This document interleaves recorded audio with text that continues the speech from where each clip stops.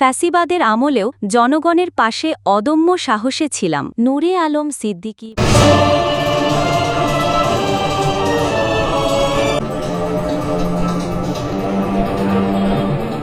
বিগত ১৭ বছরের আন্দোলন, হামলা, মামলার মধ্যেও বিএনপির প্রতিটি কর্মসূচিতে সক্রিয় ভূমিকার কথা তুলে ধরে নূরে আলম সিদ্দিকী বলেন, বিএনপির ফ্যাসিবাদ কিংবা শেখ হাসিনার শাসনকাল কোনো কিছুর ভয় করিনি। জনগণের অধিকার রক্ষায় অদম্য সাহস নিয়ে সবসময় মাঠে থেকেছি।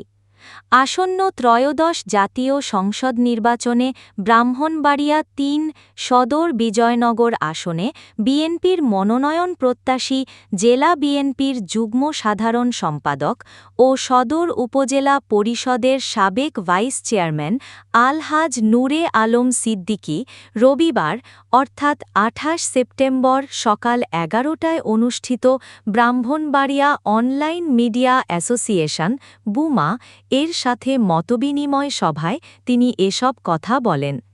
নূরে আলম সিদ্দিকী বলেন, আমাদের নেতা তারেক রহমান বলেছেন, হয় পদ না হয় এমপি, অর্থাৎ দলীয় ভাইটাল পোস্ট যে বহন করবে সে এমপি নয়। আমি নেতার এ কথাকে ধারণ করেই ব্রাহ্মণবাড়িয়া ৩ আসন হতে বিএনপির মনোনয়ন প্রত্যাশী। তিনি আরও বলেন, ব্রাহ্মণবাড়িয়ার মানুষ আমাকে চায়। যদি কোনো রকম মেকানিজম না থাকে তবে দলীয় মনোনয়ন নিয়ে ধানের শীষ প্রতীকে ইনশাআল্লাহ বিজয়ী হব। দলের ত্যাগীদের যথাযথ মূল্যায়নের আহ্বান জানাচ্ছি। গত ১৭ বছর ধরে আন্দোলন, হামলা, মামলার মধ্যেও দলের কেন্দ্রীয় কর্মসূচি বাস্তবায়নে মাঠে ছিলাম। অনেকের মতো মামলা হামলার ভয়ে আমি কখনো এলাকা ছাড়া ছিলাম না। সভায় উপস্থিত ছিলেন জেলা বিএনপির সাবেক vice president senior advocate M A. Karim, সদর উপজেলা বিএনপির মুক্তিযোদ্ধা বিষয়ক সম্পাদক প্রফেসর মোশাররফ ভূঁইয়া, ব্রাহ্মণবাড়িয়া জাতীয়বাদী বিপ্লবী দলের আহ্বায়ক অ্যাডভোকেট মোহাম্মদ মাসুদুর রহমান সহ বাবুল খান, মোহাম্মদ আহমেদ শিপন ও মইনুল প্রমুখ নেতৃবৃন্দ। তাহলে আমি ধানের শীষের প্রতীক নিয়েই এখান থেকে আমি নির্বাচনটা করতে চাই। সেই কারণে আপনাদের মাধ্যমে আমি কেন্দ্রীয় নেতৃবৃন্দ যারা রয়েছেন, স্ট্যান্ডিং কমিটির আছেন, নির্বাচনী বোর্ড থাকবেন, আমার নেতা এই ৩বারের নেত্রী প্রধানমন্ত্রী ছিলেন দেশের, এই দেশনেত্রী বেগম খালেদা জিয়া, এবং আমার বর্তমান নেতা যিনি সুদূর লন্ডনে থেকে চিকিৎসারত অবস্থায় বাংলাদেশের ১৮ কোটি মানুষের কথা ভেবে উনি সেখান থেকে কাজ করতে চান।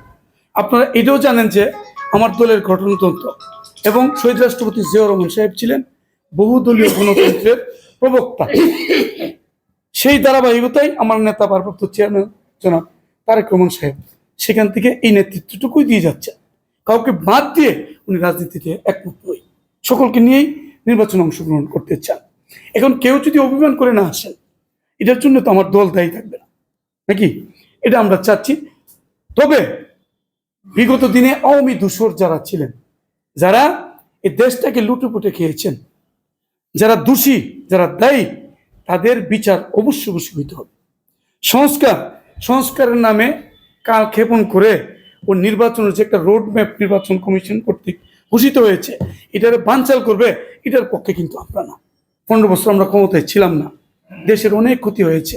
এগুলো নিয়ে কাজ করতে হইলে ত্যাগীদেরকে খুঁজে খুঁজে বের করে, আমি ত্যাগী কথা বলবো না, সারা বাংলাদেশের ত্যাগীদেরকে, তার টাকা নাই, পয়সা নাই, তার লাঠি নাই, ছুটা নাই, অথচ জনপ্রিয়তার দিক থেকে শীর্ষে, তার জনপ্রতিনিধিত্বের অভিজ্ঞতা, রাজনৈতিক অভিজ্ঞতা, সামাজিকতা, গণমাধ্যম। আমার নেতা ভারপ্রাপ্ত চেয়ারম্যান সাহেব উনি একটা ঘোষণা করেছেন আরো প্রায় 6-7 মাস পূর্বে 31 দফা রাষ্ট্র কাঠামোর মেরামত করার জন্য।